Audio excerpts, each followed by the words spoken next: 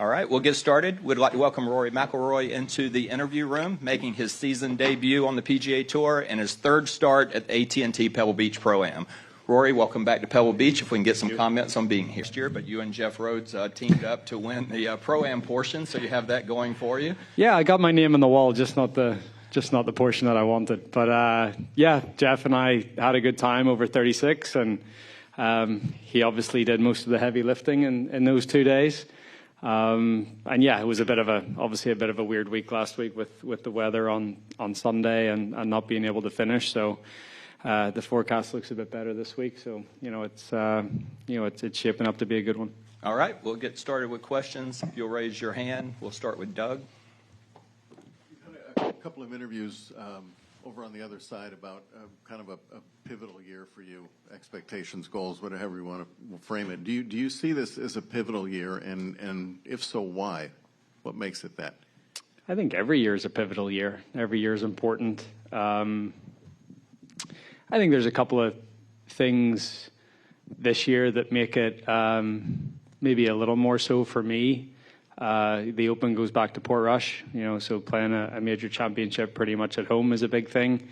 And then playing an away Ryder Cup for me is, I've alluded to this a lot, but, I feel like winning an away Ryder Cup is one of the toughest things to do in golf at the minute. And obviously the Europeans have an opportunity to do that, which would be really cool.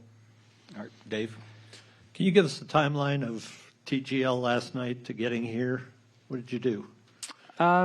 Yeah, so I probably got out of the arena about 9:30 last night. Got home at 9:35. It's not much of a commute. Was in bed for 10. Woke up this morning at 5. Took off at 7. Landed here at 9:30. And here I am. Okay, that didn't sound too bad. Yeah, it's all right. Not too bad. TGL, are you guys comfortable with how that is developing as far as the accuracy of the shots that you're playing with the simulator, and are bunker shots what you would expect they should be? Yeah, so tech-wise and numbers-wise, look, I've had the same concerns, I guess, just from, I hadn't obviously played a match, but I went in there on Wednesday, and I brought 2 other launch monitors with me. I brought my GC Quad, I brought my TrackMan, and obviously hitting balls into the screen, and every number was virtually identical. So I that put my concerns to bed, which was really good. I hit balls in there for 90 minutes. I think the big thing for us is, like, you're hitting into a screen. It's obviously a big screen, but when you're playing outside, you've got some sort of connection to the target, right? You've got, this is what we grew up doing. This is what we know. So when you get in there, it's very difficult or hard to be like, okay, I'm going to aim, on the right half of the screen or the left half of the screen and trust that it's actually going to do what you want it to do. And that was, Adam was in there for the first time on Saturday, and I was in there with him, and I said, like, you have to really try to treat this as if you're playing outside, because you hit it on that right half of the screen and try to hit a draw, like, it will come back. If you hit a fade on the left side of the screen, and it will come back. It's just getting more reps in there to familiarize yourself and trust it. I think is the big thing. And the more and more that we play in there, the more we're going to get used to it and be comfortable. Bunker shots are so in the arena as the night goes on, and, like, say the humidity drops in there. They have to water the sand quite a lot to keep the moisture in it, to keep it. So, like, they only they get to water it before the game is played, but then once we get in there, it starts to dry up. So the bunker shot that I hit last night, it felt like my club was going through flour instead of going through sand. So, look, these are all the things that you learn on the fly, and, like, this is a startup. It's 4 weeks old, So yeah, we've had time to prepare and we've done everything we can, but it's a learning process as we go along, and I think each and every week it's got a little better, and I obviously think last night was the best one so far, and hopefully we just keep improving as we go on. All right, let's go to Ron in the middle, and then Sean. Two questions. First of all, TGL, beyond the mechanics of it, how do you feel is it creating the buzz you had hoped? And how do you get people to, it seems like there's curiosity about it, but how do you get people to care about the outcome? Absolutely. Look, I think that there's a novelty factor at this point. And you want to get people to care about the result, but I think when the games are tight and when it's competitive like it was last night, I think hopefully it came through on the TV screen that we cared about the result, and I think if we care about the result, then in the end, hopefully the viewer will care about it as well. It's certainly created a buzz. I think that the good thing that we've seen so far over these at least the first 3 weeks, haven't got the numbers yet from yesterday, but the demographic is skewing much younger than a typical PGA Tour telecast. The average age is 62, 63. And we've been able to drop that by about 13 years to right around 50. I think just under half of the viewers are between 18 and 49. So, it's doing what we wanted it to do, which is to try to entice the younger demographic to watch golf in a way that's maybe more manageable for them, and in more of a bite-sized version. So, so far it's been good. The talks we've had with the ESPN, they're happy with it as well. And, as I said, it's young. Hopefully as we go on, we'll keep refining, keep improving, and hopefully just keep it going and keep the momentum. My other question is about playing this event. As John said, I think this is your third time. You haven't played it very often. What brought you? I assume the signature status is a factor, and just the format. Is the format more conducive to your taste? Yeah, I think I'm not afraid to miss a signature event, so it's not quite that. It's more I've got a partner in Jeff Rhodes that I've developed a really good relationship with. So that is one part of it. And then the format is a help. The pace of play should be a little bit faster because there's not as many guys in the field. You're going from 3 courses to 2 courses, which I think helps a little bit as well. And it is a beautiful part of the world to spend a week. All right, let's go over to Sean, and then James and Ryan. You spent that time before the DP World Tour Championship, kind of an intense indoor practice session. Did you continue that work heading into the Dubai Desert Classic, or what did you work on between those 2 events? No, not really. I feel like the 3 weeks that I spent working on the technique was as much as I needed. I think sometimes if I get too technical in my thought around the golf swing, then I talk about connection to the target. I feel like when I do that and I'm out there, sometimes I can lose that connection.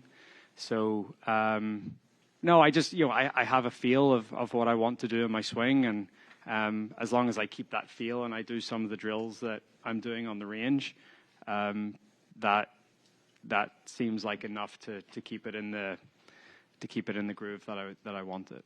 What's that feel? Right arm, right shoulder, more externally rotated on the way back. Feel like I keep my right elbow a little in front of my body at the top of the backswing. Keep the club a little stronger on the way back as well. But yeah, it's really just it's a right-sided sort of takeaway feel, and then from there it'll hopefully stop the club getting across the line. And then if it gets that's sort of that's the change I was trying to make. I have a big shoulder turn, so the club will probably always point right at the target for me. But I just feel like over the past year it got a little bit too pronounced. So just trying to tease it back into a position where it's a little more online at the top. All right, let's go James and Ryan, and then over to Gabby. Slightly meta question here, but I feel like there's been a lot of discussion about golf as an entertainment product over the last couple of weeks, and I'm just wondering what you feel your responsibility is as a engager with the media and also as an entertainer. Yeah, it's a hard one. I think, we've seen, like YouTube golf, for example, explode over the last couple of years. And, people will say that that's more entertaining than maybe some of the competitive golf that's out there. But and more relatable because you're watching guys that maybe are, have a similar ability to what the general public have. Look, it's a balance. When we're growing up dreaming of becoming professional golfers and trying to get the best out of ourselves, the last thing on our mind is being an entertainer. We're competitive people at the end of the day. We want to play against the best players in the world, and we want to try to come out on top. So I think that in itself should be entertaining to people. But I think in this day and age, it's become a hobby to bash golf and where golf is, and is it entertaining, is it not entertaining? I came out on the wrong side of it last year, but I'd say that the last round of the US Open was pretty entertaining last year, and that was just pure competitive golf. So I think the more we can get to scenarios like that, the better. All right, let's go Ryan and then Gabby. And Roy, I guess it's kind of related to that, but TGL, Live, YouTube influencers is all supposed to be additive to the golf ecosystem. Is there any sort of risk that because people's attentions are being divided by all of these sort of golf adjacent things, that the core product, the PGA Tour product, could actually be diminished in a way? I think it already has been. I think it already has been diminished. I would say, look, the one thing about, like, TGL is only going to last 2 months. So, you get this sort of big burst of it in January, February, into a little bit of March, and then it's done. So, it's gone for 10 months, basically. So I'd say that is hopefully somewhat additive to the ecosystem. YouTube is like, golf entertainment adjacent and whatever, and it's, those guys they're killing it. They found a niche, and it's really cool, and it serves a purpose for a lot of people. But like, I would much rather sit down and watch real golfers play real tournaments, and that's just my opinion. That to me is more entertaining. So, but I understand that other people want something different, and that's totally fine as well. So I think there's space for all of this. But yeah, I can see when the golf consumer might get a little fatigued of everything that's sort of available to them. So to scale it back a little bit and maybe have a little more scarcity in some of the stuff that we do, like the NFL, I think mightn't be a bad thing. Scarcity in terms of the PGA Tour product? Yeah. I think 47 or 50 tournaments a year is definitely too many. All right, let's get Gabby and Adam, and then we'll come up to the front row. Hey, Rory. Kind of along a similar line. Obviously, they're not to bash pro golf, but people are asking for more constantly, faster pace of play, more player accessibility, everything along those lines. But in terms of like general improvements to the product on the PGA Tour, what do you think is of the top priority? I think great venues like this one. I think that's a big part of it. I would say I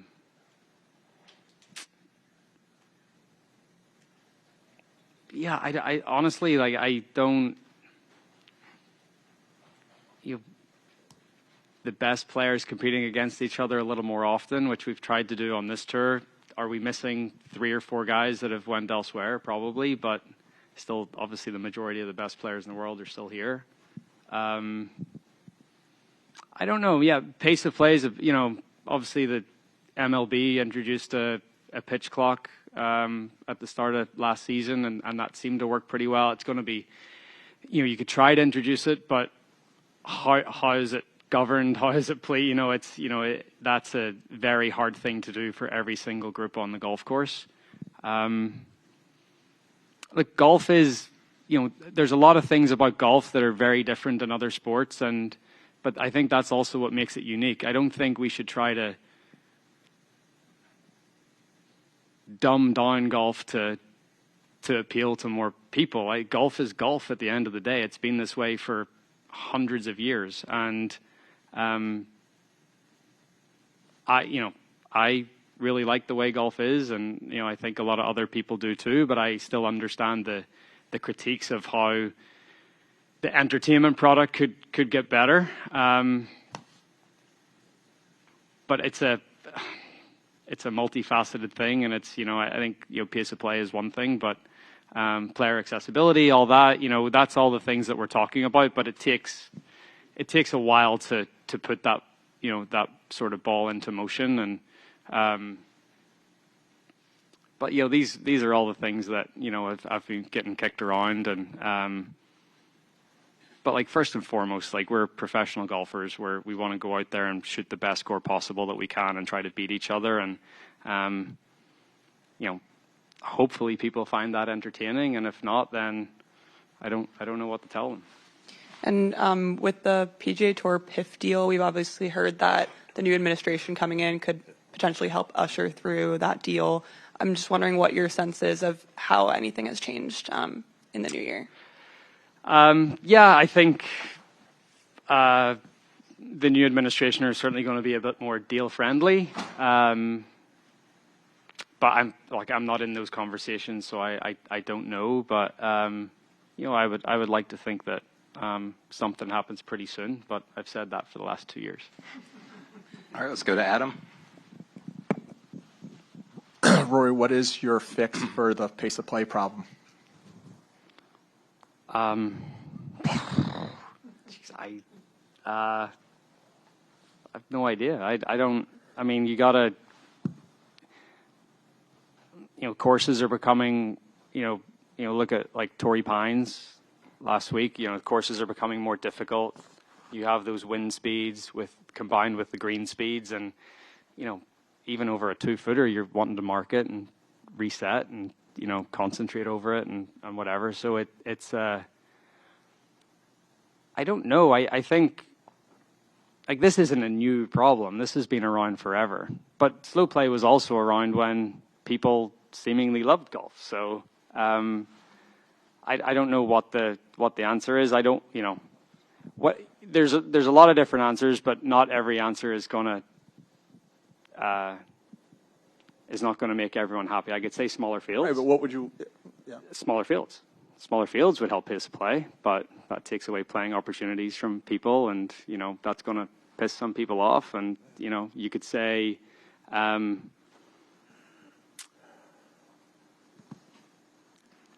think as well. The other thing is, when we play in this time of the year, the tee times have to be a little bit tighter together, so that they can get everyone through, and with daylight and everything. So that's if you could be able to space the tee times out a little bit more, that would hopefully make things flow a bit better. But I think now, I think as well nowadays most people go for par 5s and 2, so you got to wait on that. You've got longer par 3s. You've got there's a lot of different things that go into it. I don't know. It seems like it's you could maybe improve it by 15 or 20 minutes, but that's a 5.5 hour round into a 5 hour and 15 round. So is that really improving it dramatically enough to make a huge change? I don't know. And one more. What do you see, following up on what Gabby asked, what do you see as the biggest obstacle to a deal being done between the Tour and PIF?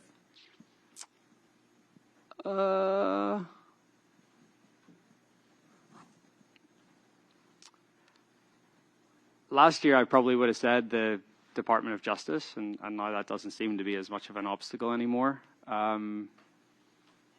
So I think from a investment standpoint, that deal should and will be done, but it doesn't solve the problem of what the landscape of golf looks like going forward. So I'd say the biggest impediment is maybe the differing visions of what golf should look like in the future. All right, let's go back left, and then we'll wrap it up with Alex and Doug. Rory, this time last year, when I showed you a bullet point document I gave to Sevi and Greg a while back, you liked most of the bullet points about a world tour. Mm-hmm. Yeah. And you mentioned that I asked you roughly how long you could see this might happen. And you said, I suggested 5 years, and you said it might be sooner. Have you got any further thoughts on a world tour, like a promotion, relegation, like the Premier League and so forth? I'd say your 5 years was pretty spot on, just with the landscape of like the media rights, for example. You know, media rights partners are locked in until 2030. They paid for a certain product. Players don't want their prize funds to go down, so you don't want to renegotiate the media rights. So it's I don't know. Yeah, maybe by the end of this decade, you might see something where it could come together. But it's so pie in the sky, and there's so much stuff that can happen. And is there a natural reticence for Americans to tour the world? I think so. Bryson's in India this week. You've got, the guys want to go play. They want to. A lot of guys travel and play, different parts of the world, and but playing in America at this time of the year is also very convenient, and it's a nice way to start the season. So. Look, all this stuff is way beyond my pay grade, and I'll play where, thankfully, in a position where I'll play where I want to play, and when I want to play, and we'll go from there. All right, last ones right here, Alex and Doug. Yeah, Rory. Hi, Alex. Hi, Rory. You had said earlier in the year that you were going to cut back on how much you played in the United States in your schedule this year. Can you tell me, A, do you know how that's going to affect your approaches to majors? And B, also, why is it that you felt like you could just cut out from here and not cut out from Europe? Because I like playing in Europe. So the minimums, I still have to play my 15 events on this tour. So I'll make sure I fulfill my minimum here. And then, I played 27 events last year. I think to fulfill both minimums, I need to play around 22. So that's what I'll do. I'll play around 22. So that's 5 weeks. That's an extra 35 days at home, and that's something that I want to do. Then also on the away Ryder Cup, can you talk about what you see as more of the challenges playing in an away Ryder Cup versus a home Ryder Cup, and how I know Luke and a lot of the other people are talking about approaching this Ryder Cup differently and really how they would approach it at home. What would be the things that you could think of that you guys might try to do differently to be able to counter an away Ryder Cup? That's something that Luke and his team are talking about. From my perspective, what makes an away Ryder Cup so difficult is obviously that the crowd is one thing. So, so like for example in Rome, when we got off to that really fast start on Friday morning, we could ride that momentum, and we could really get carried along by the crowd, into Friday afternoon, and then we won that session, and Paul McGinley sort of describes it as like wave after wave, and that's very easy to do at home, very difficult to do away. So I think the big thing in an away Ryder Cup is not to let the home team get off to an early lead. I think that first session is really, really important, and then also, because of how analytical golf has become, you can look at everyone's stats, and you can go through the team, and you can set the course up to favor your players more than the away team, and that's what we did at the Ryder Cup. We understood that the Americans were slightly better wedge players than we were, so there was a few par fours that were probably going to be wedges in that we made drivable. So we took wedge out of their hand. It put the strength into ours with fairway woods or driver. And, it mightn't seem so much like in a one-off match, but over the course of 28 matches, it sort of adds up. So those are the things that the home team has control over. So you can set the golf course up to play into the home team's hands, and that combined with the crowd support and getting that momentum early, if you do fall behind as the away team, it's very, very difficult to come back. All right, Doug, wrap this up. You've seen a lot of great players in your 17 years as a pro. What stood out to you about Scottie last year, beyond the obvious of ball striking, data, statistics, that kind of thing? Anything overall that jumped out at you? I've never. This is anyone. This is Tiger. This is in the history of golf. I don't think I've ever seen a golfer play as many bogey-free rounds as Scottie. He just doesn't make mistakes. It's so impressive. He plays the right shot at the right time over and over and over again. You obviously need the technical ability to be able to do that, but he doesn't make mistakes. And when you don't make mistakes in the golf course, the game can become pretty easy. So super impressive, and if he continues to do that, he's going to be the dominant force that he was last year and the year before that. What did you think when you heard about him puncturing his hand? And what did you think when you heard the word ravioli?